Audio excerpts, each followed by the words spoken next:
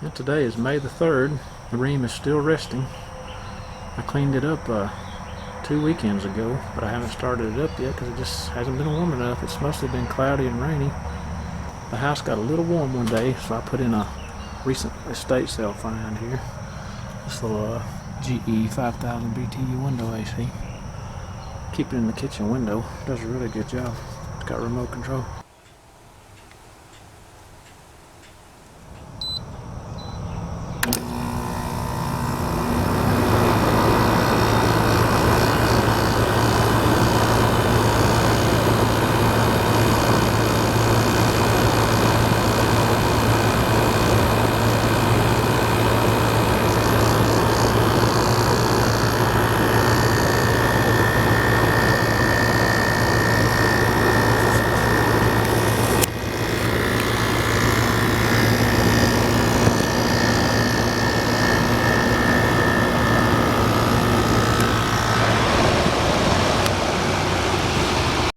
I didn't realize that the camera I'm using now has a front-facing microphone, which didn't do too good up against the noise of this window AC running. But what I'm doing in this clip is I'm going to do a comparison of the temperature coming out of the condenser before it gets water started throwing up against it, and then after.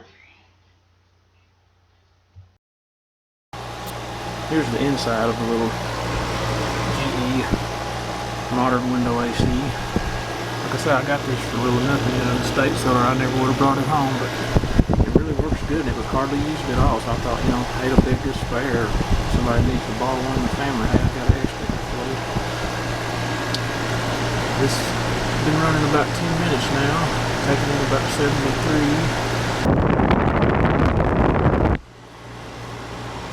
We're already down to 50. Notice my cardboard diverter that I built for it.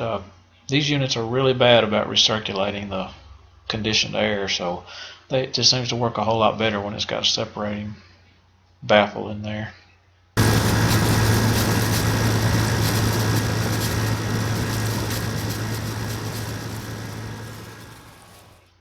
And now the sump area is full of water, and the slinger is slinging water against the condenser, so see if the temperature is any lower here.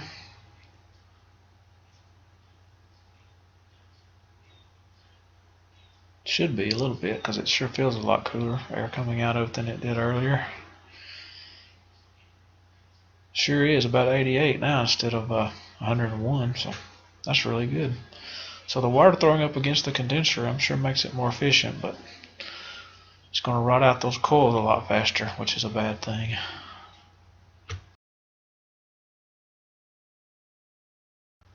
Oh yes, looks like the output temperature is much cooler now. Almost same conditions we had before. It's only been running about 20 minutes, so it's real humid, so it got full of water pretty fast. So it does a little better with the water sloshing up against it.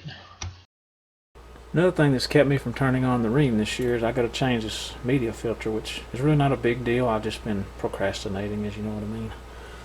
And since the weather's been mild and the ream is so oversized, in this kind of weather anyway, when it's 75, 80 degrees outside, a 3-ton ream in this house is just ridiculously too big.